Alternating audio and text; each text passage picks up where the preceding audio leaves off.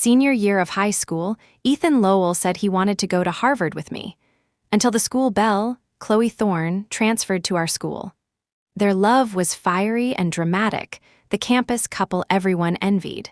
Meanwhile, I kept my head down, focused on studying just a boring bookworm in Ethan's eyes. We shouldn't have crossed paths again, but Chloe falsely accused me of being a homewrecker, led the bullying against me, and destroyed my cochlear implant. I reported her to the police, nearly sending her to juvenile hall. Later, during the college entrance exams, they both failed miserably, their scores too low even for a third-rate college. But I graduated as the top city scholar and got into my dream university. Years later, at a class reunion, my life and career were thriving. Ethan watched me gloomily from a corner. To support Chloe and their child, he dropped out of college to become a delivery driver. Then Chloe ran off with a rich guy, abandoning him and the baby. With just over 2 months until the final exams, Ethan Lowell stood at the front of the class, reading a self-criticism statement. I fully recognize my mistake. I let down my teachers and negatively impacted the class atmosphere. I am sorry. The apology sounded sincere on paper, full of remorse, but his expression was nonchalant. Everyone could tell he was just going through the motions. I kept my head down, reciting textbook passages, overhearing 2 classmates whispering behind me. Ethan's totally washed up, risking going to a bar with the school belle right before exams. Exams mean nothing to him, okay. It's true love, Ethan and the school belle's dramatic romance was the secret envy of many classmates. I suppressed the turmoil churning inside me, forcing my attention back to the textbook. Ethan used to be my deskmate. We'd promised to go to Harvard together.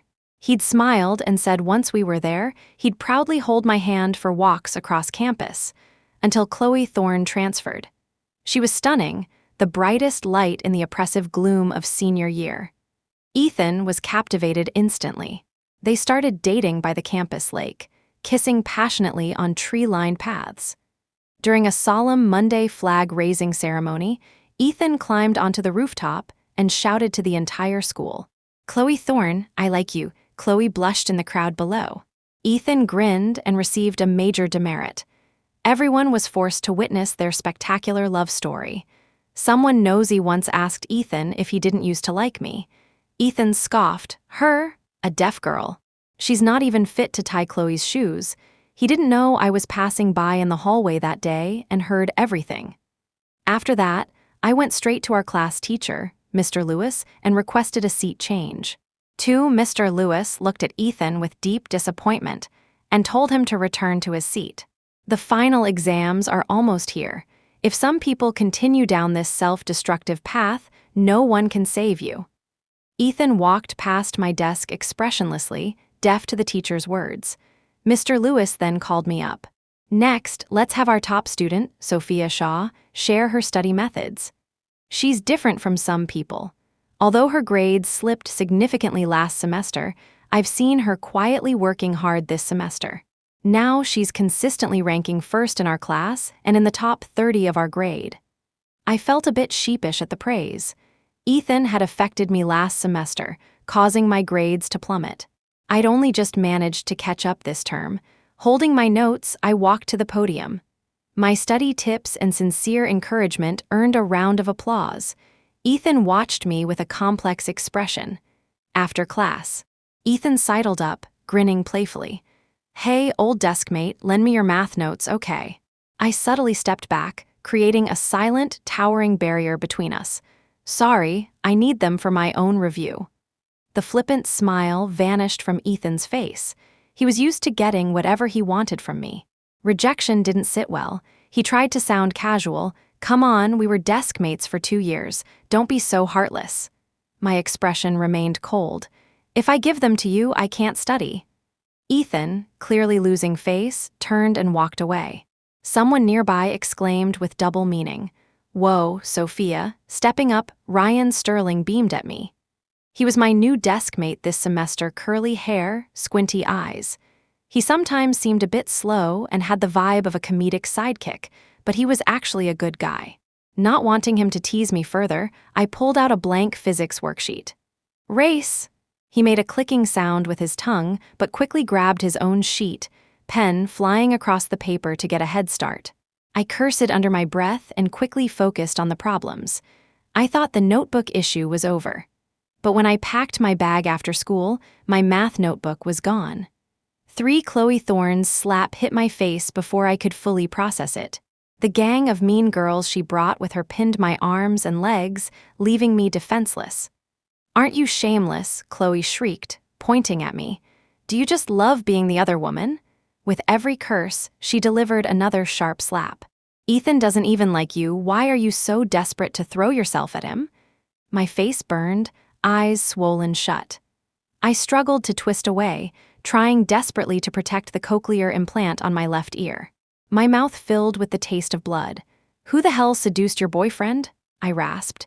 "He's nothing but trash in my eyes," Chloe gasped angrily, then sneered. Still denying it. "Look at this." She pulled out a black notebook and flipped it open to the last page, shoving it in my face. A line was written there. "We'll go to Harvard together." Below it were 2 signatures, Sophia Shaw and Ethan Lowell. I froze, closing my eyes in despair. Last semester, Ethan had relentlessly begged me to aim for Harvard with him. He'd snatched my notebook in class, written that sentence, signed his name, and looked at me with smiling eyes. Even with the teacher lecturing at the front, my heart had pounded, my face flushed, and I'd inexplicably added my own name.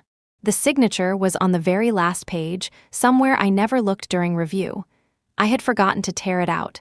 Seeing my silence, Chloe's fury surged. "You love being a homewrecker that much?" she screamed. "Are you that desperate for a man?" Lowly whore, Chloe's hands struck my face, my body. She started trying to pull off my clothes while one of her friends filmed it with her phone. "Since you love seducing men so much, let me help you strip." I clung desperately to my school uniform. "You dare touch my clothes," I hissed through clenched teeth. "Unless you kill me right here, I swear I'll go to the teachers, the vice principal."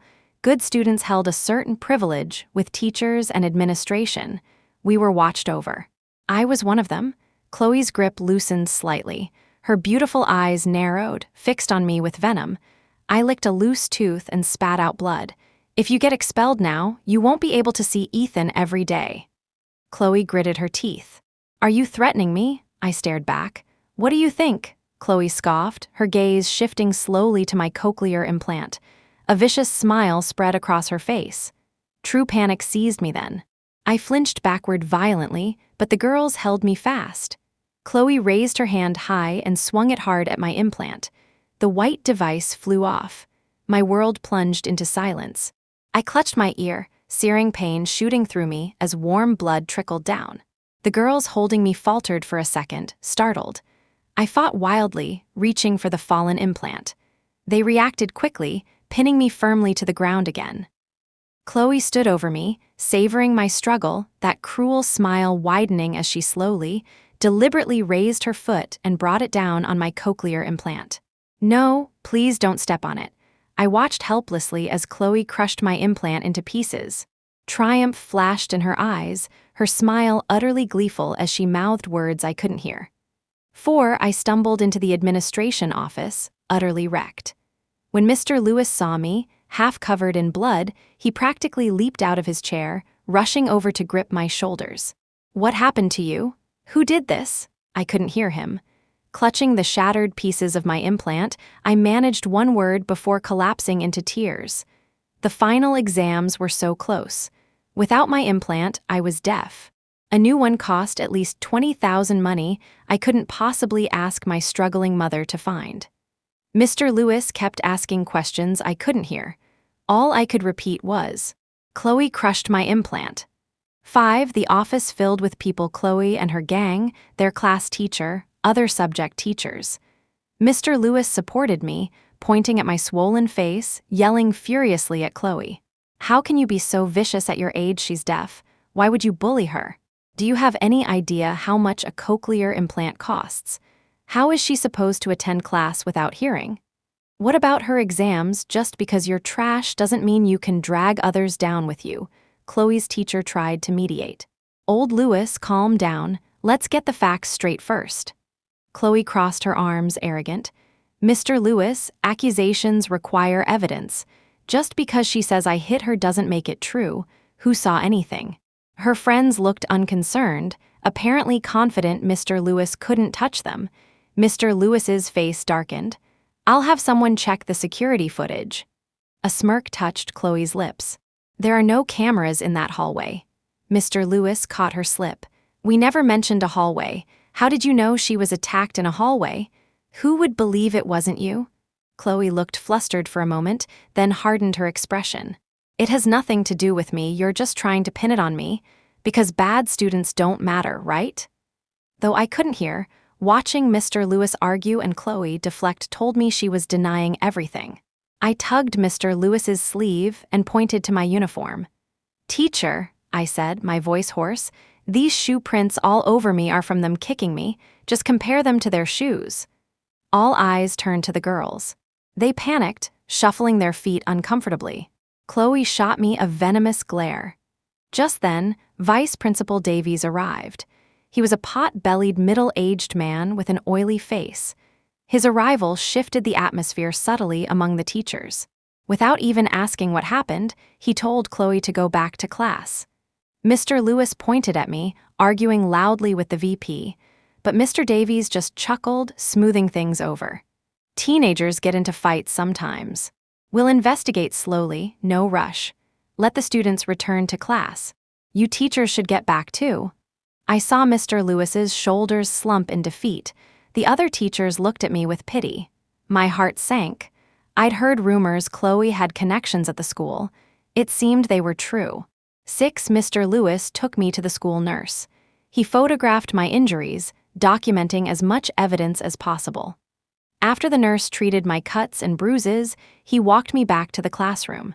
Before leaving, he gave my shoulder a firm squeeze, a silent encouragement I deeply felt. Many classmates gathered around, concerned, but I could only watch their lips move without hearing a word. Ryan Sterling stepped in front of them. She got beaten up by Chloe and her trashy gang. They broke her implant. She can't hear you. Someone asked Ryan, how do you know? Ryan paused. I have my sources, the classmates dispersed. Ethan approached hesitantly, his eyes full of guilt as he looked at my bruised face. I'm sorry, he mumbled. I shouldn't have taken your notebook. I honestly didn't know she'd see it. So that was it. Ethan, feeling pressured yesterday, had decided to study seriously and stole my notes. When Chloe wanted to hang out and he refused, she snatched the notebook he was copying from and found the inscription. Disgust washed over me. If he hadn't stolen my notebook, I wouldn't be in this mess. Why did their relationship drama have to involve an innocent bystander? Ryan gently turned my face towards the desk and tapped the worksheet. I understood. Deskmate, get back to your homework. He stood up, blocking Ethan from me. The two faced off silently, the tension so thick it felt like a fight could break out any second. The bell rang before Ethan could get past Ryan to speak to me again. Vice Principal Davies had said he'd investigate, but by the end of the school day, the administration hadn't given me any update. Chloe attended her classes as usual. Ryan passed me a note. What are you going to do? I wrote back firmly, I'm calling the police. Ryan grinned, his eyes crinkling into slits, his curly hair seeming extra cheerful. He wrote back, go for it, I won't let you lose. 7 the next morning during self-study, Ethan marched up to my desk holding a large sheet of paper, shouting furiously, though I couldn't hear the words. His angry face and gestures were clear. I never liked you, stop framing Chloe, you're disgusting. I didn't know how he had the nerve. Yesterday, everyone saw his guilt-ridden apology.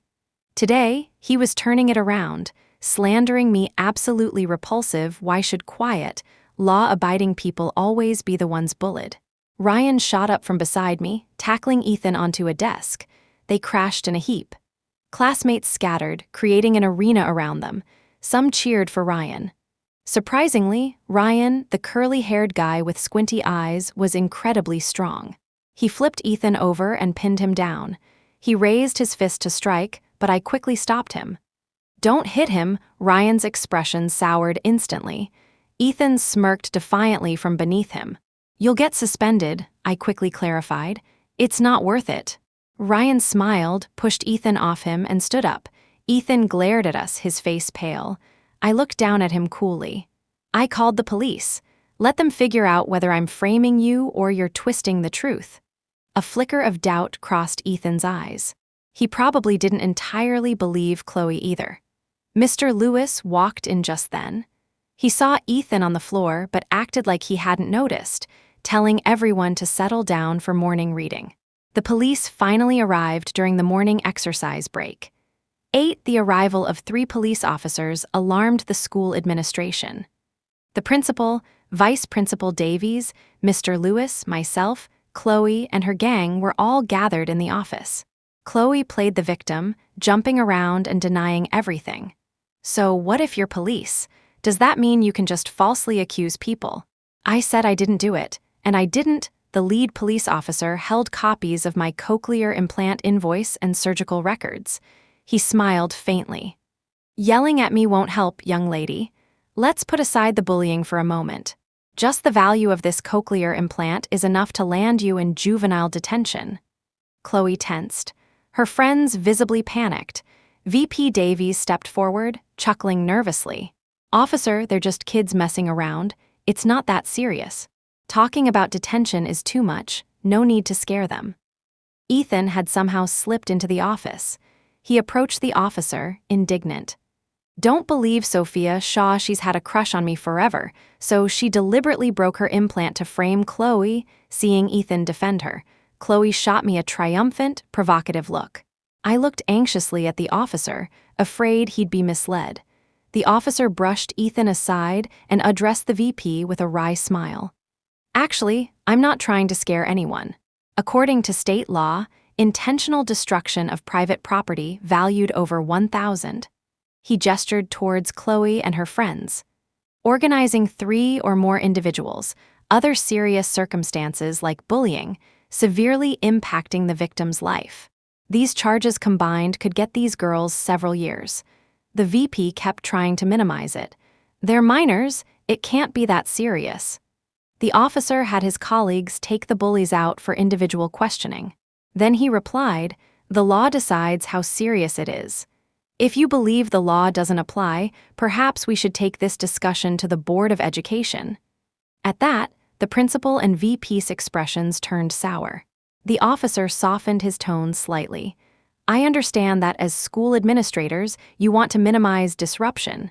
But I have to speak up for this young woman. She's deaf. We're not asking for special treatment, but her implant was destroyed. The responsible party has to provide compensation, right? She's a senior. I hear her grades are excellent. How can she manage these critical months before the final exams without her implant? What happens to her future?" VP Davies looked thoroughly embarrassed. Though I couldn't hear the specifics, I could see the VP desperately trying to defend Chloe. I took a deep breath and spoke loudly and clearly. "I have proof. I have evidence of them attacking me." 9 my words silenced the office. Chloe shot me a threatening glare. She clearly thought the VP's backing meant the police couldn't touch her, and she could retaliate later. I pulled out my phone and handed the video evidence to the police officer. Then I looked directly at the vice principal. "If you try to cover for Chloe, I will take this to the Board of Education and fight it to the end. Without my implant, I couldn't hear. If my exams, my entire future, were ruined because of this, I wouldn't let anyone involved get away with it." The VP's face turned ugly. The principal stepped forward to try and soothe me, but stopped when he remembered I couldn't hear him. The police officer played the video for everyone to see. It was filmed secretly from a corner, but it clearly showed Chloe and her gang surrounding me, the others holding me down while Chloe slapped me repeatedly. The final moments showed Chloe ripping off my implant and crushing it underfoot despite my desperate pleas. The video documented the entire attack, from beginning to end. The truth was undeniable. Chloe lunged for the phone, screaming, "That video is fake." Several teachers restrained her. No one paid her any attention. Even the VP had nothing more to say after watching the video. Ethan stared at Chloe, shocked and disappointed, then quietly retreated into the background. Although I couldn't hear the video's audio, just closing my eyes brought back the sting of Chloe's slaps from yesterday. From the bottom of my heart, I thanked Ryan. Instead of jumping in, he'd cleverly filmed Chloe's crime. It was the smarter choice. 10, the other two officers returned quickly. The bullies had confessed everything. They even had the video one of them had taken. Only Chloe remained defiant. "I didn't do it, the video is fake, you're all ganging up to frame me." The other girls pointed her out publicly. Chloe told us to help her. She said Sophia Shaw was seducing her boyfriend and asked us to teach her a lesson. Chloe exploded, arguing furiously with them on the spot. The school notified the parents of Chloe, her gang, and myself to come in. I hesitated. "Teacher, can we please not call my mom?" Neither Mr. Lewis nor the police agreed. Parental notification was mandatory in situations like this. Less than 20 minutes later, my mom, Eleanor, was the first to arrive. Her face looked worn and weather-beaten. Seeing the video, she broke down sobbing, repeating how she'd let me suffer. My nose stung. I could stand up to the school officials, argue my case without flinching, but seeing my mom's guilt hurt more than any slap from Chloe. The police explained my options. 1, agree to a private settlement, where Chloe and the others would compensate me for my losses. 2, refuse mediation and pursue legal action, meaning jail time and compensation for Chloe and her friends. My priority was getting the compensation quickly to replace my implant and not jeopardize my exams. So, for the time being, I agreed to mediation. 11, the parents of the other girls arrived one by one. After negotiation, they each agreed to pay $1,500 in compensation, totaling $6,000. Chloe's mother, Victoria Thorne, was the last to arrive. She was young and strikingly pretty, holding a toddler boy about 2 years old. Her gaze towards Chloe was filled with utter disgust. From the moment her mother arrived, Chloe became stiff and silent, like a wooden doll, staring fixedly at the floor. Victoria didn't even wait for the police officer to finish explaining. She marched straight up to Chloe and slapped her hard across the face. Again and again, at least a dozen times, "You bitch," she spat venomously. "Always causing trouble for me. Worthless whore, why don't you just die already?" Chloe stood rigidly, her face rapidly swelling and turning red under the assault. A police officer intervened, explaining the severity of the situation. Chloe had to compensate me or face jail time. Victoria Thorne, cradling her son, sneered. 30, maximum. Take it or leave it if you don't want it, let her rot in jail. My family won't pay a single cent more. I couldn't hear their words, but I saw my own mother trembling with rage. I quickly grabbed her hand, urging her to stay calm. Victoria's unreasonable attitude infuriated the police officer. "If you refuse to pay," he said sternly, "they can sue and apply for mandatory enforcement." Victoria scoffed, turning her icy gaze on me. "She has her final exam soon, right? Go ahead, Sue, I'll drag it out as long as possible. Isn't she deaf without the implant? Fine, let her miss the next few months of school. Forget about the exams," my mom shrieked and lunged at her. The police and I scrambled to hold her back. It wasn't until much later that I learned exactly what Victoria Thorne had said that day. Only then did I truly understand that some kinds of cruelty are inherited. 12 since the Thornes refused to pay, Chloe didn't attend afternoon classes. She was taken directly into police custody. As the officers led her away, her eyes, filled with tears, sought out Ethan hiding in the back of the crowd. Ethan's gaze flickered, and he looked away, unable to meet hers. 13 the next day, I walked into the classroom, my face still bruised. Ryan Sterling caught my eye immediately, smirking and looking me up and down. Confused, I put down my bag and found a familiar breakfast combo in my desk drawer. Bagels and orange juice, a combination I'd eaten almost daily for 2 years when Ethan brought it. Ryan leaned his head on his hand, eyeing me sideways. "Bagels are great, aren't they? Eat 'em while they're hot." I rolled my eyes. Even without hearing, his sarcastic tone was obvious from his expression. "Who doesn't have their own breakfast?" I retorted, though he couldn't hear. "I don't need someone else's food." I casually pulled out the note tucked beneath the bagels. It read, Shui, I'm so sorry you suffered. I'll come back to you and love you properly. Please, can you forgive Chloe? If you don't drop the charges, her life will be ruined. Seeing such disgusting drivel first thing in the morning made my stomach churn. I nearly swore out loud. How arrogant could Ethan be? Did he really think I was pressing charges because of him? Who did he think he was? Offering his return as compensation for dropping my claim, jeopardizing my exams and my future. It was utterly nauseating. I grabbed the breakfast, stormed to the back of the classroom, and threw it straight into the trash. Clang. Ethan's face turned livid. He looked absolutely mortified. 14 For the next few days, Ethan relentlessly harassed me. He kept passing me notes, writing long, rambling letters trying to persuade me. These notes and letters would appear under my water bottle, inside my textbooks, in my pencil case. They were an inescapable, sickening presence.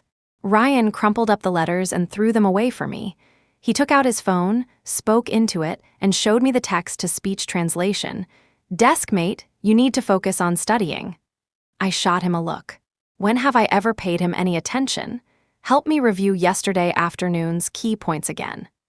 Ryan had been using his phone to communicate with me these past few days, relaying the teacher's main points from class. Sometimes, when we leaned closer together, I could feel sharp, resentful glares directed at my back. During the exercise break, Ethan cornered me outside the girls' restroom. He held up his phone pleadingly in front of me. Sophia Shaw, I'm begging you, please just read this. Chloe's had a really hard life. Her mom is terrible to her. She's actually a very gentle and kind girl. She didn't intentionally hurt you. She's just incredibly insecure. I'm begging you, her mom will never pay to get her out. Your grades are so good, not hearing for a bit won't affect you much. She's already been detained for 4 days. Isn't that enough to make you feel better? Can't you stop being so vicious? Leaving her to rot like this, I scanned the message, fury surging through me. Ethan seemed to blame Chloe's misfortune entirely on me. I was the victim. I was just fighting for the compensation I deserved, but in his eyes, I had become the villain. I stared coldly at Ethan. Did I cause her mother's problems? What does that have to do with me? Did I ask her to bully me, to crush my cochlear implant? An implant costs over $20,000. You want me to forgive her? Who's going to pay for it? My grades are good, so I deserve to miss 2 months of class right before the final exams. I shoved Ethan aside fiercely. You're disgustingly generous with my forgiveness. It's easy for you to say, when you're not the one suffering, why the hell should I forgive her? Ethan was speechless under my questioning. Because I, the victim, wouldn't absorb a $20,000 loss and forgive her. I was the vicious one. Either she pays up, or she serves her time, I declared, my voice hard as steel. I won't stop until I get justice. Ethan stared at me in disbelief. I walked past him without a backward glance and returned to the classroom. After that confrontation, he never bothered me again. A few days later, I received a call from the police station asking me to come in on Saturday. Chloe had paid the compensation, $12,000. 15, with the full $18,000 in compensation, received $6,000 from the others, $12,000 from Chloe's side. I immediately scheduled the surgery at the hospital. Because I was a senior facing exams, the doctors were very accommodating and scheduled an emergency procedure. A surgery that normally required a week's hospital stay had me back in school in just 4 days. I could hear again. Walking into the classroom wearing my new cochlear implant, all eyes focused on my ear. Their expressions were strange. Ryan leaned over and whispered, "Guess why everyone's staring at you like that?" I hesitated. Maybe they haven't seen this type of implant before. Ryan rolled his eyes and spilled the beans. The money Chloe paid? Ethan stole it from his family. His mom came here and caused a huge scene a couple of days ago. He gave me a look that said, "You're so lucky. Good thing you were out for surgery." Tusk, I murmured. Ethan really was devoted to Chloe. His mother's outburst had made his heroic deeds common knowledge. Classmates mockingly dubbed him the pure love warrior. But none of that concerned me anymore. While recovering, I'd compiled a list of concepts I didn't understand, ready to ask my teachers now that I was back. I pulled out a physics worksheet and turned to Ryan. Hey, I found a mistake in that point you explained last time. Look, if I solve it this way. Ryan stared at me as if I were a hopelessly clueless guy, completely oblivious to romance. He sighed dramatically and reluctantly focused his attention on the paper. 16, Chloe was back in school. She received a major demerit but carried herself proudly, like she'd won a victory, bolstered by Ethan's unwavering support.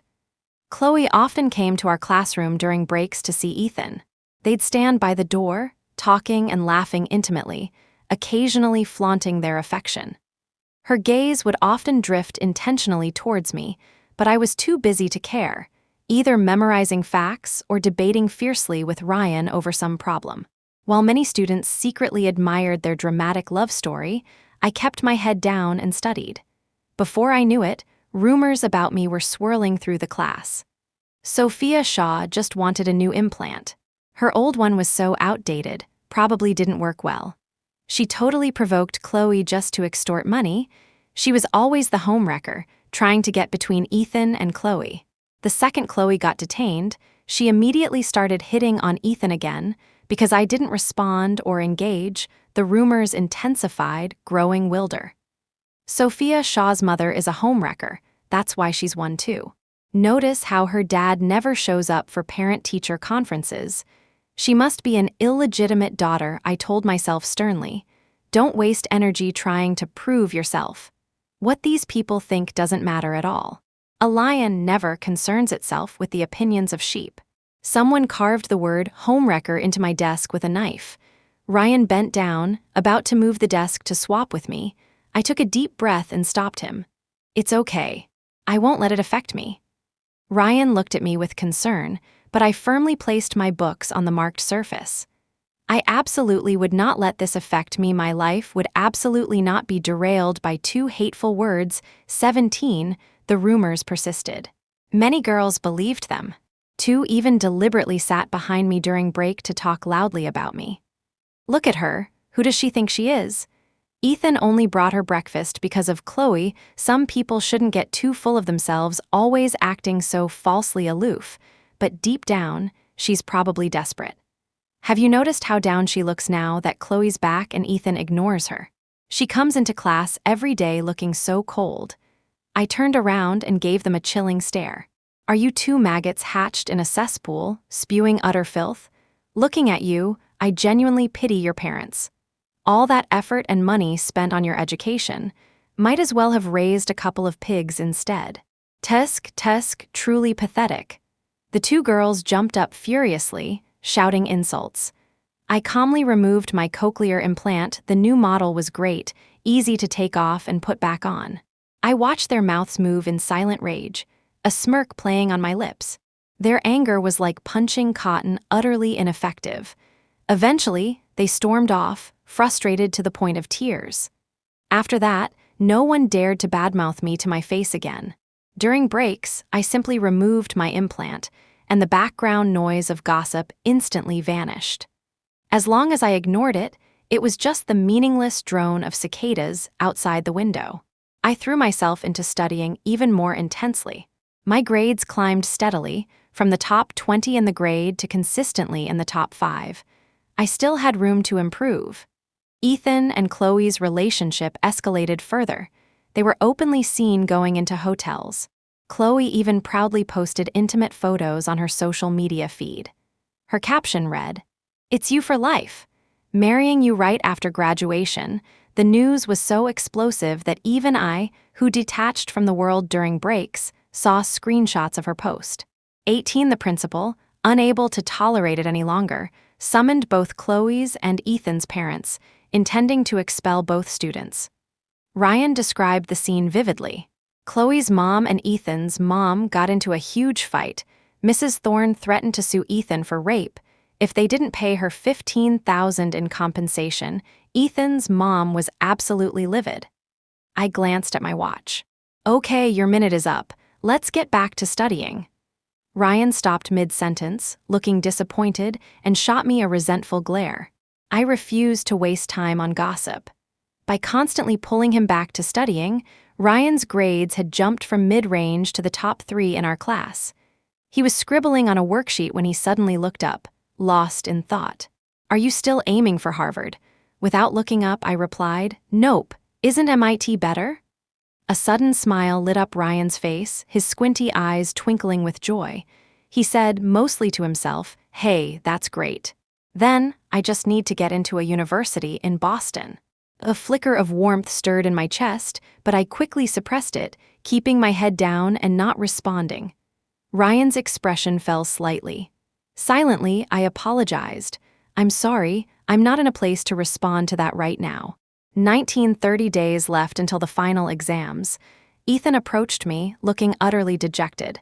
"Shuyi, I'm sorry, I've done a lot of wrong things." He struggled to speak. Can you not hate me?" I studied him coldly. I knew everything that had happened.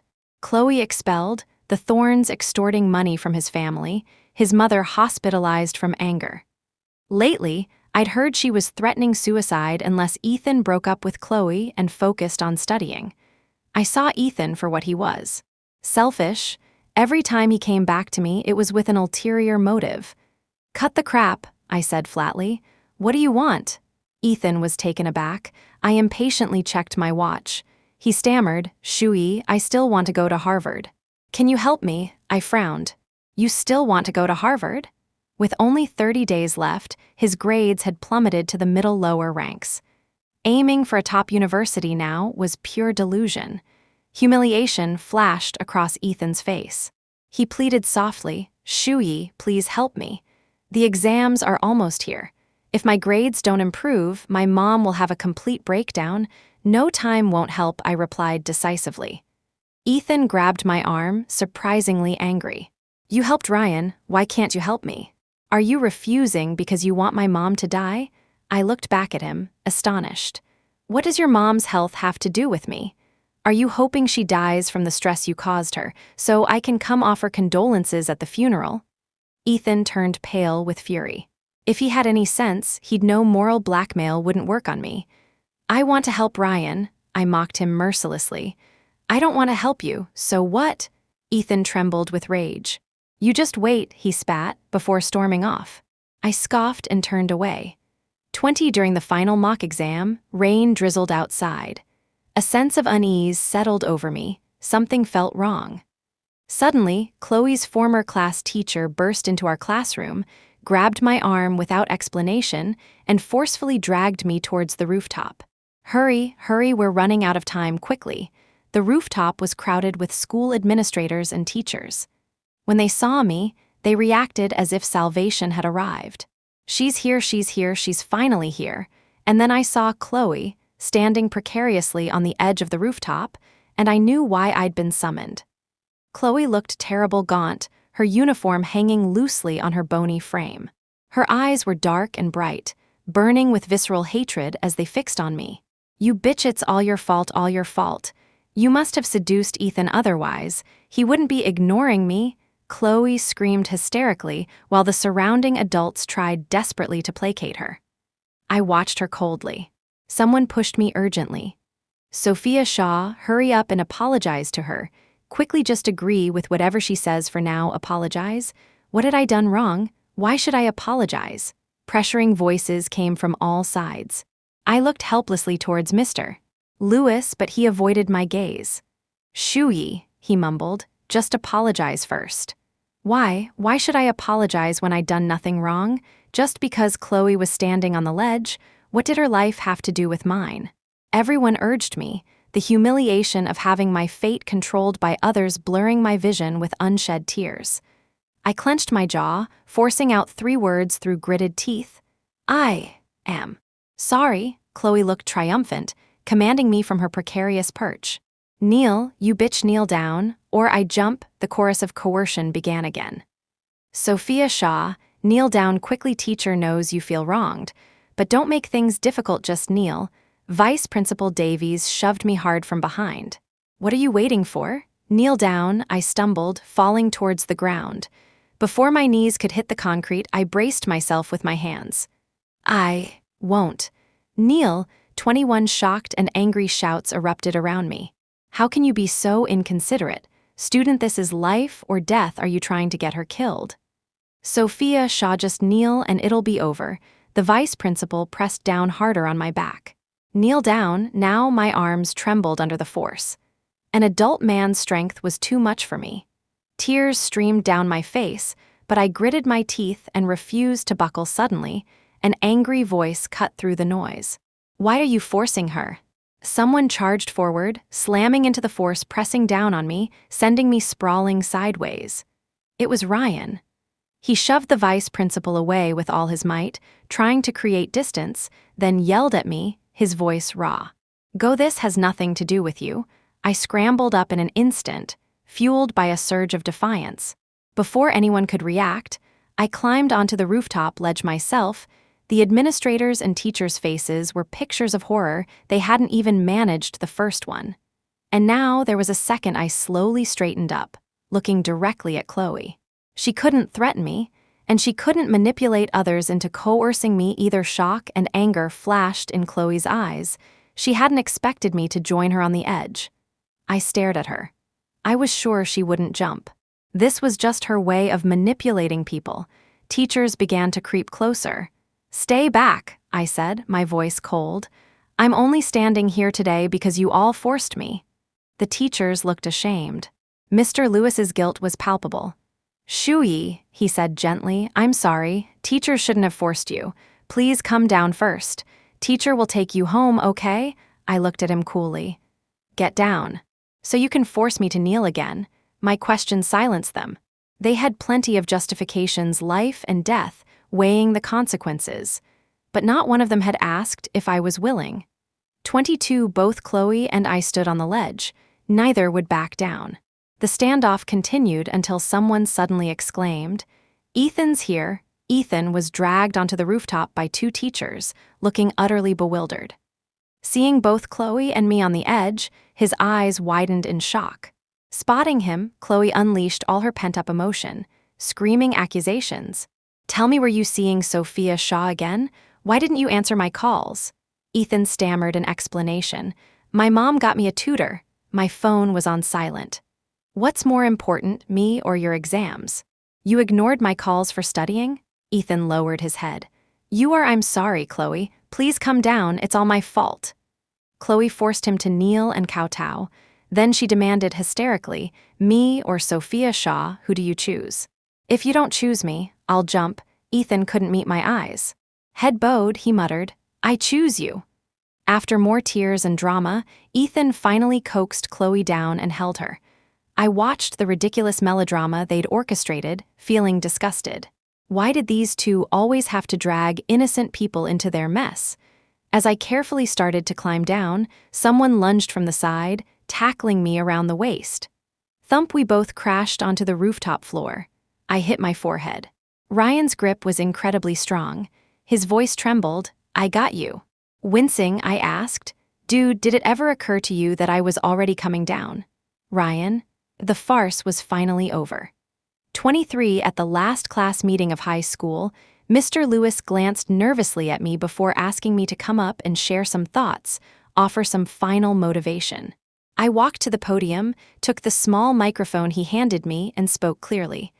I am not a homewrecker. My mother is not a homewrecker. I don't have a father because my dad was a fallen hero who died in service. Finally, I wish everyone the best of luck in getting into their desired universities. Ignoring the shocked and guilty expressions on my classmates' faces, I went straight back to my seat. Ryan gave me a discreet thumbs up, a wide grin on his face. Time flew by. Before I knew it, the college entrance exams were upon us. I did well, top city scholar, and received my acceptance letter from MIT. On the eve of leaving for college, Ryan was waiting downstairs with his luggage. He waved, grinning. Heading to Boston together, I accidentally managed to grab 2 adjacent train tickets. My mom smiled and urged me to go. I walked towards him with light steps, then rolled my eyes playfully as I reached him. When exactly did you peek at my ID number? Ryan just grinned, saying nothing, and took my suitcase. He dragged both bags, along like a hardworking ox. Boss, he grunted playfully, what did you pack in here, bricks? A sudden thought struck me. I looked up at him. That's my mom's famous pot roast, specially made for her future son-in-law. Ryan's face instantly turned beet red. He stammered his usual sidekick line, and not heavy at all, future son-in-law can definitely handle it. We walked side by side down the wide avenue, sunlight warming our shoulders. 24, after graduating from university, Ryan strongly insisted I attend this year's high school reunion. Understanding his desire to show off a little to our old classmates, I agreed. The reunion was held at a large, newly opened hotel. As soon as I entered the private room, I was greeted with enthusiastic welcomes. I intended to sit in a corner, but was warmly ushered to the seat of honor. I smiled, pretending to focus on my tea. During college, Ryan and I had started a small game company, initially just for fun, but it unexpectedly took off. Now, fresh out of university, both Ryan and I were financially independent. Ethan sat in a corner, watching me with a gloomy expression. He hadn't fared well over the years. He barely scraped into a third-rate college, had an on-again, off-again relationship with Chloe, couldn't find a decent job after graduation, and ended up working as a delivery driver. Chloe, being pretty, apparently became an online streamer. Recently, she'd run off with her biggest donor, leaving their 2-month-old baby entirely with Ethan. Ethan kept a low profile in the corner, occasionally enduring teasing from female classmates about being the pure love warrior, forcing smiles in response. Ryan arrived a few minutes late after parking the car. His entrance immediately changed the room's dynamic. Old classmates were warm and friendly, acting as if none of the past unpleasantness had ever happened. Ryan was pressured into drinking a lot. Flushed and tipsy, he announced loudly to everyone, "The absolute best thing I ever did in my life was winning Sophia Shaw over." I blushed and shot him an annoyed glare. Classmates roared with laughter and teased, "We all knew back then you had ulterior motives, buddy." Only Sophia didn't see it every time Ethan brought her breakfast back then. "Your face was pure thunder, haha." Ethan, the subject of the anecdote, shrank further into his corner, drinking silently alone. I disliked the heavy drinking atmosphere and told Ryan I needed some air. I was in the restroom responding to a few voice messages, texting Ryan that I wanted to leave early. As I looked up to head back to the room, Ethan blocked the doorway. I raised an eyebrow coolly, saying nothing. Ethan's face was dark. "You look down on me now too, don't you? Does how you're living now have anything to do with me?" I retorted sarcastically. Ethan was momentarily speechless. After a long pause, he said wistfully, "I really regret not choosing you back then." I understood his implication. He thought if he'd chosen me, he'd be successful now, maybe even at Harvard with me. The past no longer bothered me the way it once did, and I had no desire to waste more time on him. "Excuse me," I said, attempting to walk past. Ethan grabbed my arm again. I looked back at him coldly. He flinched but forced himself to continue. "Are you happy now? I feel like you don't really love Ryan. Can you give me a chance to make it up to you?" His words almost made me laugh out loud in disbelief.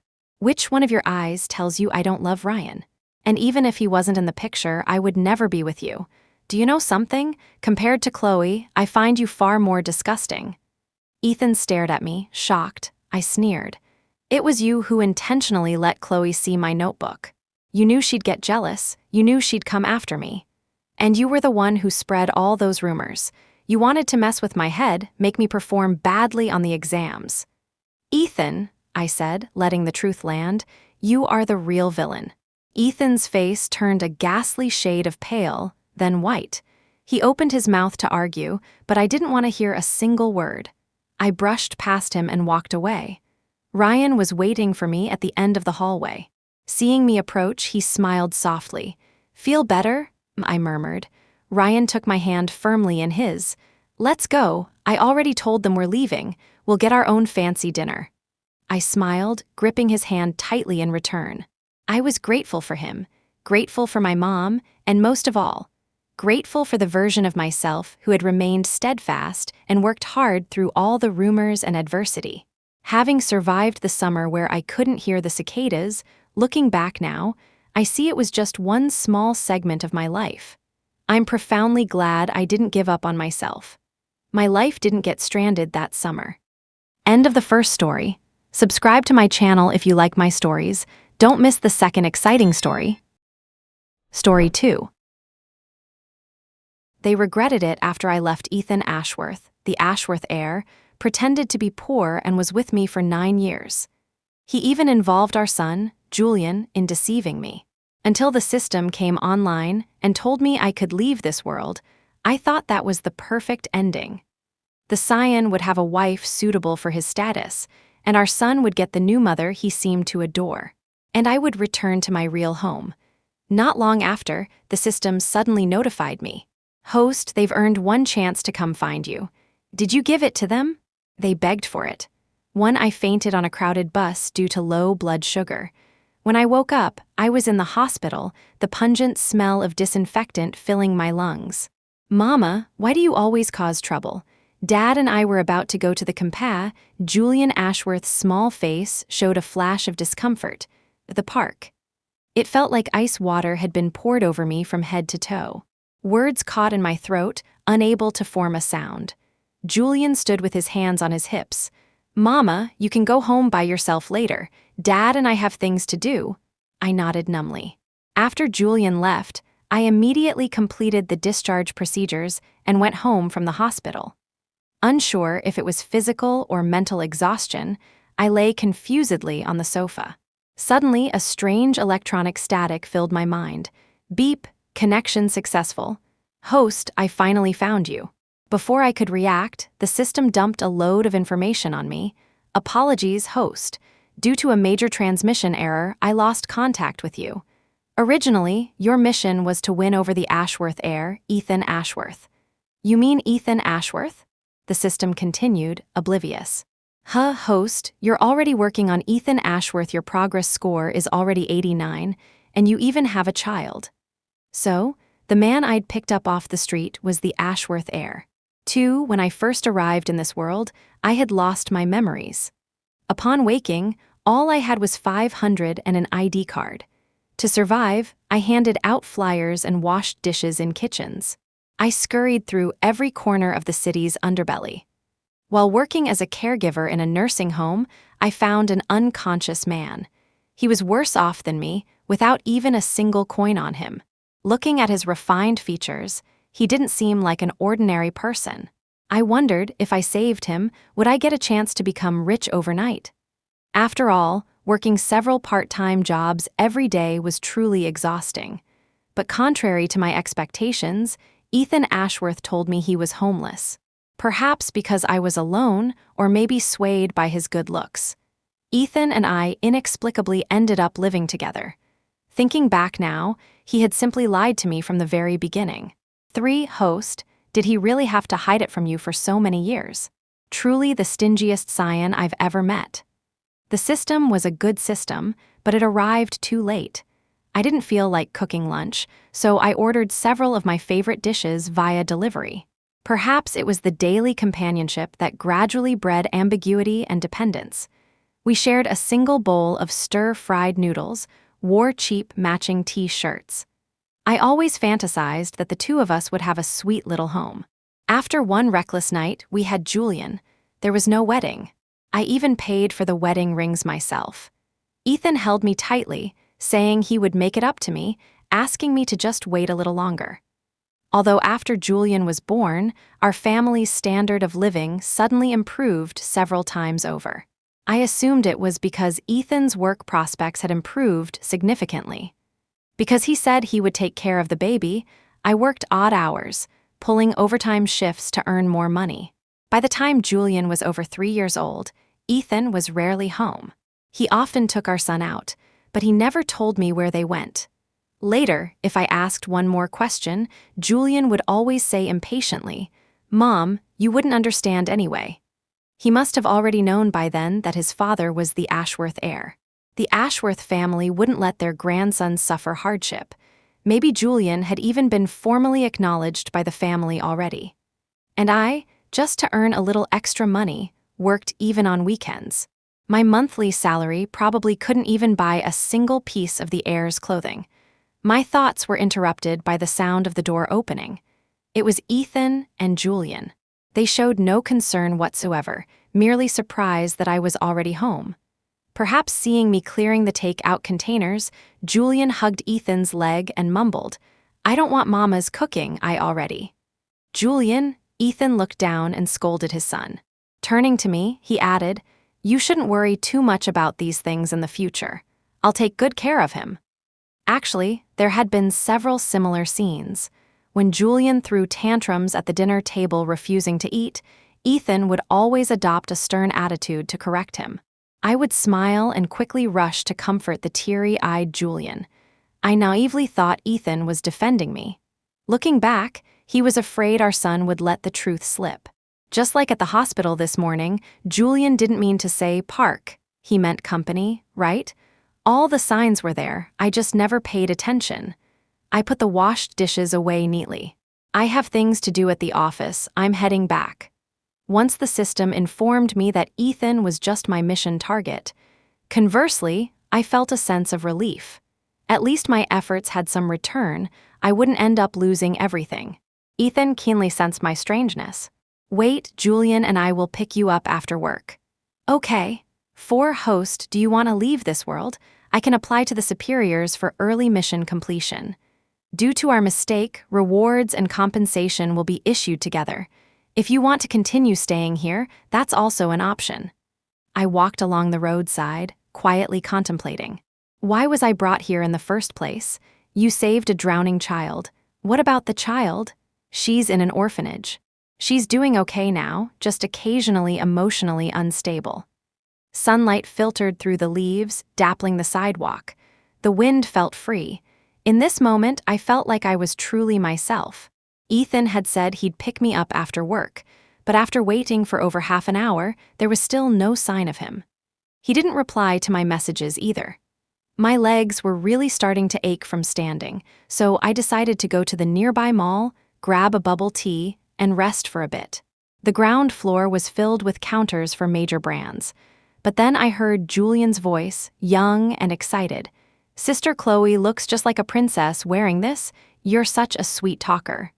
"Ethan, what do you say?" "It's nice. Didn't I just have one custom made for you a couple of days ago?" "One can never have too many pretty things."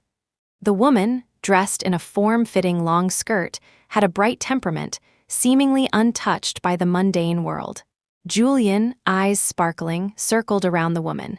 He used to look at me like that a long time ago. When did it change? I walked past the counter towards the elevator. "System, how long will the application take?" "A month at the latest. Your situation is special, host, so it might be faster." Indeed, in the eyes of the Ashworth heir, high-end custom items were commonplace. Back then, at the nursing home, I had met a very kind elderly woman, Grandma Agnes.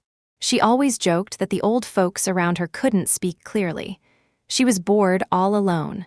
Luckily, I came along and could chat with her for half the day. Knowing I was having trouble finding work, she arranged a job for me at an acquaintance's company. To celebrate starting the new job, Ethan insisted on getting me something better to wear. I saw a handbag whose color and size were perfect. Though not a major brand, it was a bit pricey. I never expected Ethan to pay.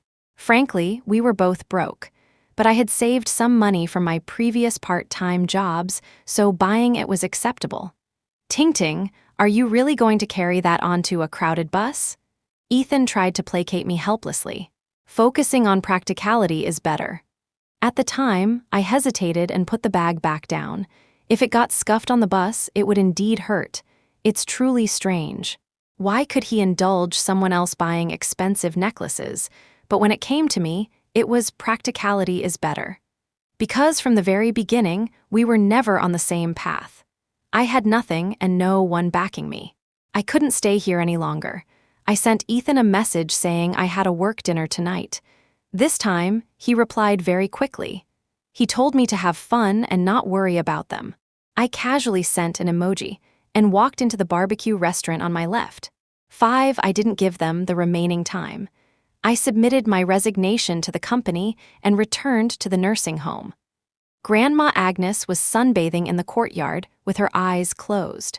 Is that Ting? Grandma, you could tell just by hearing me? HMPH, this old lady's hearing is sharp.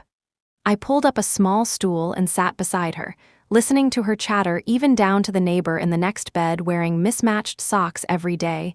She had something to say. When I told her I was going home, Grandma Agnes looked at me for a long time. Go back then. That brat of yours certainly doesn't understand respecting elders and caring for the young. 6 at the old Ashworth estate, I gave Julian Ashworth's name. As expected, a driver brought me into the manor. After 9 years with Ethan, this was my first time setting foot here, but just as I entered, I bumped into someone unexpected. And who might this lady be? She looked me up and down, taking in my out-of-place attire. Hello, Before I could finish, I felt a sharp push to my abdomen. I staggered back, barely managing to stay upright. Julian shielded Chloe Prescott. What are you doing here? What are you trying to do to Sister Chloe? He looked like an aggressive wolf cub, full of malice towards me. My heart clenched uncontrollably. I didn't understand why the child I had risked everything to bring into the world had become like this. Don't be so fierce to our guest, or no more chocolate next time. Chloe gently stroked Julian's head. Sorry, he's just a child, he doesn't know any better. It was clear Chloe was a typical upper-class young lady. I thought they would make a perfect family comparable status, looks, and no need to pretend to be poor. When Ethan heard the commotion and saw me, his initially expressionless face cracked with embarrassment. Of course, I wasn't here to see Ethan. I walked straight past him and met old Mr. Ashworth. The businessman sized me up with sharp eyes, trying to discern all my intentions for this visit. I laid my cards on the table. This is a divorce agreement. I only want the settlement payment. I don't want the son either. But it doesn't matter if you sign it or not. There will be news of my death later. In short, Ethan Ashworth and I will have no further connection. Just as I finished speaking, Ethan burst in violently. His face was dark. Hiding it was my fault, but how dare you use divorce as a threat? Haven't you considered Julian's feelings? I was puzzled. He should be quite happy. He finds seeing me annoying anyway. Ethan stared hard at me. I took a deep breath, suppressing the surging emotions. Ethan Ashworth, I'm just an ordinary person. 7 after leaving the Ashworth estate, the system told me the application had been approved. It asked me to consider one last time. Once I detached, this current body would die immediately. I gave an okay sign. After paying to arrange for my affairs, I donated the entire remaining settlement amount to children in underserved regions. Detachment countdown initiated. 3, 2, 1. A notification popped up on the black screen of the phone on the table.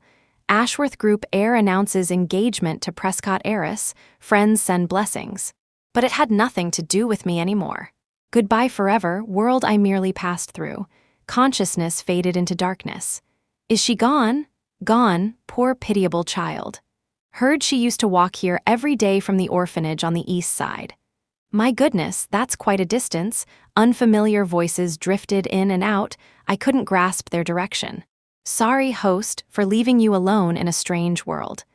Although we didn't spend much time together, you are a very, very good person. So, start your new life, healthy and happy.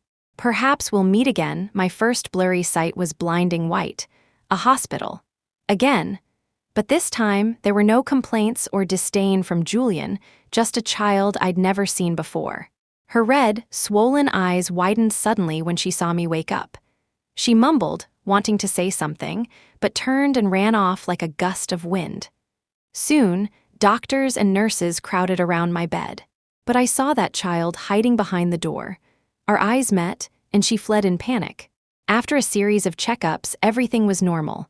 When I saw my mom, Eleanor Sterling, again, I opened my arms wide, asking for a hug. Surprise! The truest, most real feeling. All the sorrow was stitched back together. 8 while handling the discharge paperwork, I searched the crowd for a long time. I hadn't seen the unfamiliar child since waking up.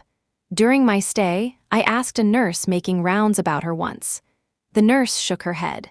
She's been here ever since you were admitted unconscious.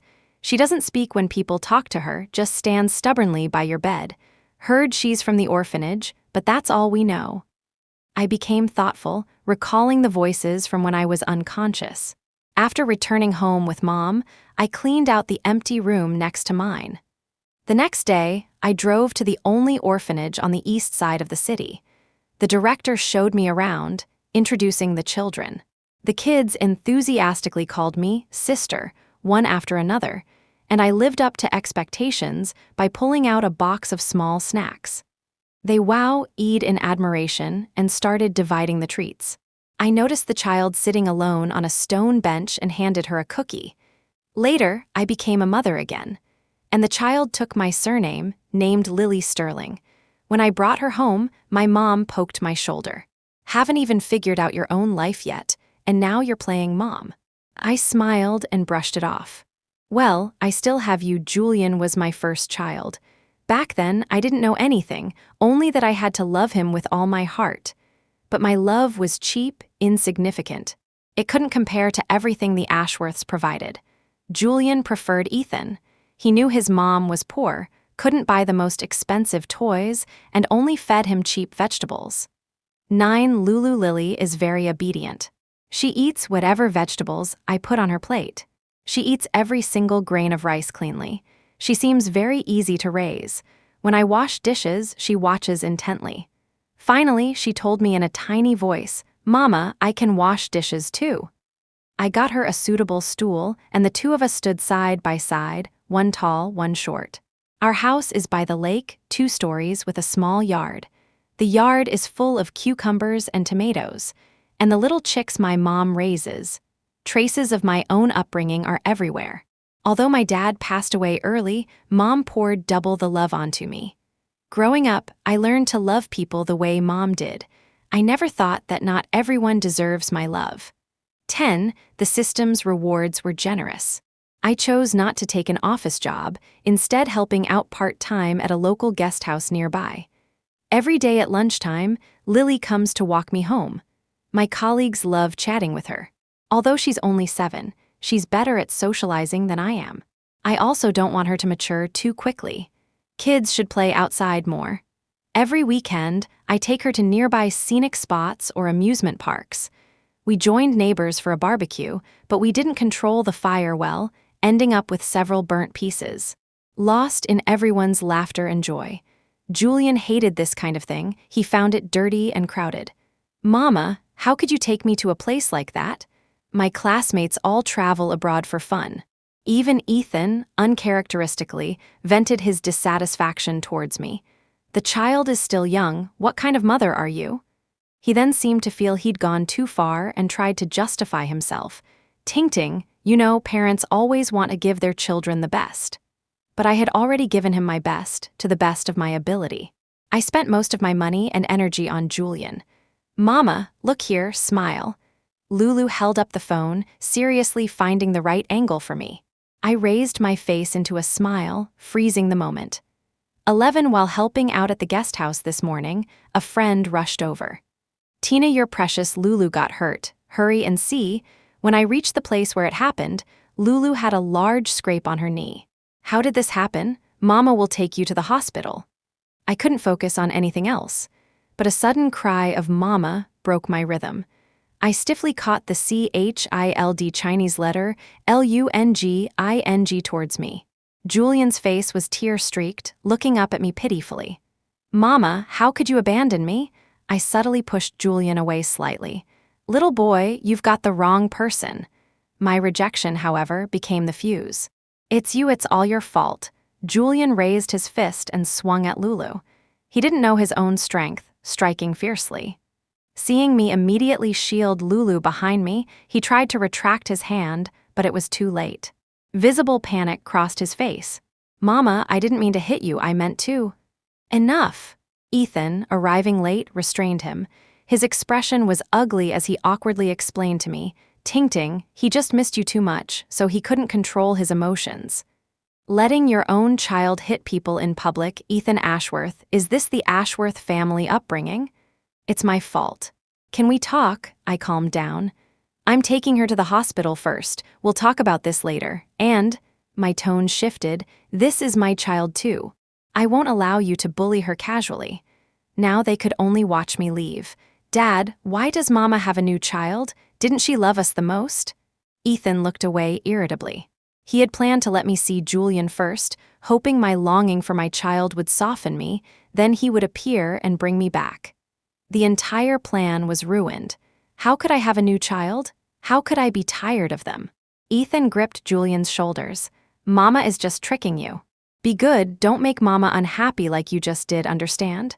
But, Julian pouted, I hate her stealing Mama from me. 12. The perpetually late system came online again, its mechanical electronic voice tinged with helplessness. Host, after you left, their emotional fluctuations impacted the world. I only just received the notification. So you brought them here? I had no choice, they begged several times. But rest assured, they can't stay long. I listened distractedly, my full attention on Lulu. Even when antiseptic was applied, she bit her lip and didn't make a sound. The doctor praised her as a strong, good child. She glanced at me expectantly. Of course, I wouldn't withhold my praise either. But next time something like this happens, protecting yourself first is the most important thing. My mom's heart ached for her precious granddaughter. She insisted on catching a chicken to make soup, to help her recover. I joked that I never got such treatment before. You and Lulu each get a drumstick. Remember to come home early today, or there'll be none left for you. My eyes stung. Perhaps the wind was just a bit strong today. 13. Retracing my steps, as expected, Ethan and Julian were standing by the lake shore. They had nowhere else to go, just like when I first arrived in that world. Let's talk here. There were many tables and chairs by the lake for tourists. I thought if I just made things clear, they would go back. But Ethan did something unbelievable. He knelt on one knee, holding up a ring woven from grass, and proposed to me. Ting Ting, I know I wronged you so much in the past. If you're willing to come back with me, I will give you the grandest wedding. Let the entire world know you are Mrs. Ashworth. Luckily, it was a weekday, with only a few scattered people around. Julian waited anxiously for my response. Mama, hurry up, isn't this what you always wanted? The rough grass ring still had specks of dirt on it. Ethan Ashworth, I am not willing. The smiles on their father-son faces instantly dropped. Ethan slowly stood up, frowning unhappily. Ting Ting, I couldn't produce a diamond ring here, but it was quite laughable. He actually thought that was why I refused him. Ethan Ashworth, I don't need any ring, and I will not go back with you. Why? Because you threw our rings away yourself. Actually, I was the one completely kept in the dark. Ethan had told me he accidentally lost them. I could never bring myself to stay angry with him for long. Amidst his coaxing, I chose to forgive him. The system told me that time, Ethan had gone to a party within their circle and forgot to take off the ring. His buddies, all rich heirs, noticed it immediately. Brother Joe, Ethan, why are you wearing such a cheap ring? Looks like plastic. Anyone would think you got married. Bullshit, who's worthy of our brother Joe? Ethan casually took the ring off and, with a perfect arc, tossed it into the trash can. He said nonchalantly, just something I picked up at home. The rings I had saved up for a long time, visited many stores to find, the pair I thought was most suitable. Tossed away so lightly. 14. Julian didn't understand about the rings. He only knew Mama didn't want to go back with him. He started to cry, questioning why I was so heartless. He wasn't truly crying, just wailing. In the past, when he did this, I would unconditionally give in. Even if I didn't relent, Ethan would use the parental duty argument to force my compliance. Julian is very smart. He knew the emotional reaction his crying and tantrums would provoke in me, hence his utter lack of restraint. Ultimately, he didn't miss me that much. It was just the feeling of regret gnawing at him. I remained indifferent, ignoring him, letting the cries gradually subside. Julian finally understood. I was serious from beginning to end. I really didn't want him anymore. 15. After that noisy encounter, I felt there was no need to continue the conversation today. I arranged for them to stay at a nearby guest house, not the one where I worked, to avoid any gossip. Once their patience ran out, they would eventually leave. By the time I got home, it was already getting dark. A small dark figure squatted by the door. Lulu shot up. "Mama, why are you still outside?" "Waiting for Mama." "Mama, will you leave?" Julian's appearance had instilled a sense of crisis in Lulu. But she didn't want to make things difficult for Mama. If Mama really had to leave one day, she would stay with Grandma and study even harder. "Mama, I won't be a burden to you." Her serious expression made me laugh. "Don't worry, I could never bear to leave you and Grandma." "Mama, I learned how to prepare a chicken with Grandma today." "You weren't scared?" Lulu shook her head. "The more things I learn, the more you and Grandma can rely on me later." Although I made a wrong choice once, thankfully it didn't affect the final destination. "Dear Miss Sterling," I called out playfully, "I'm back. Are there any chicken legs left?" 16, surprisingly, I didn't see Ethan for 2 or 3 days straight. Just when I thought he was giving up, he reappeared. Gone was the CEO's confident air. He looked somewhat disheveled. "Ethan Ashworth, go back sooner rather than later. It's better for all of us." Giving up the life of an heir just to keep clinging to me. "Ting Ting, you're still angry that I lied to you, right?" "Initially, I was just worried." He paused, unable to voice the rest. Since he didn't want to preserve his dignity, I'll say it for him. "You were worried that if I found out your identity, I'd use unscrupulous means to climb the ladder for money. Even after having Julian, you didn't want anyone to know you married an orphan with no background as your wife. But you couldn't bear to lose a fool who was completely devoted to you." The color drained from Ethan's face. He tried to find loopholes to refute me. He couldn't find any reason. From the moment he met me, he never envisioned a future for us. He approached it with a playful attitude, deliberately hiding his identity. He probably imagined how regretful and heartbroken I'd be when I couldn't take it anymore and dumped him. But I didn't. I worked desperately hard every day, earning money, carefully decorating the small rental apartment they lived in. Always showing my optimistic, sunny side. He fell for it, he got lost in it. But the shame brought by the difference in status always devoured all reason. The pampered heir couldn't allow a stain that invited ridicule. Just playing around. He used this to escape, yet feared me discovering the truth. Even marriage, his consideration was how to better trap me. Regarding Julian's parentage, he even used the Ashworth family's power to fabricate the illusion of a mother who was abroad receiving medical treatment. The young master of the Ashworth family could be motherless, but he couldn't have a mother who was unfit for polite society. "Ethan Ashworth, I have to admit, you truly went to great lengths concerning me." He stood up abruptly, hands gripping the table so tightly his knuckles turned white. Countless complex emotions converged. They only formed 3 words. "I'm sorry." Ethan fled, lost and broken. The system had said their remaining time was short. If they chose to stay here with me, that method was indeed feasible. I told the system with certainty it was impossible. "Don't they love you very much?" "Love you to the point of immense regret?" "It's just a different place, not a different person." Ethan always urged me to go back, not to stay with me, because staying meant he would truly become a pauper. Voluntarily jumping down from a high place requires courage. I guessed Ethan Ashworth didn't have it. The system was still grumbling when it disappeared. 17, it was already time for Lulu to finish school. Today, I mustn't forget her little cake. It was the promised reward for getting a perfect score. "Mama, does Uncle Ashworth have a lot of money?" I used a tissue to wipe the cream off Lulu's nose. "Why do you ask that?" "He brought the little brother to school to find me today. He said he could buy me the prettiest princess dresses, give me a super big house, and make all the other kids envy me." Lulu chewed on her fork, trying hard to remember. "Uncle Ashworth also said he wanted to be my daddy, that we would become a happy family of 4. Ethan actually stooped to manipulating a child. "Don't worry, Mama, I definitely wouldn't agree. If they were really happy, then why did Mama leave them?" Adults are weird too. After I said that, Uncle Ashworth froze like a wooden doll. He even covered the little brother's mouth to stop him from crying. Lulu understood the principle, yet Ethan was still banging his head against this dead end. Once, I thought two people without support could huddle together for warmth. If I gave a little more, would the warmth I received be a little more? 9 years was enough time for me to wake up completely. But I also discovered I seemed to have lost all paths of retreat. I felt like an NPC, dutifully going to work and coming home, only to listen to their father-son complaints. I often stared in the mirror, wondering why I had become like this.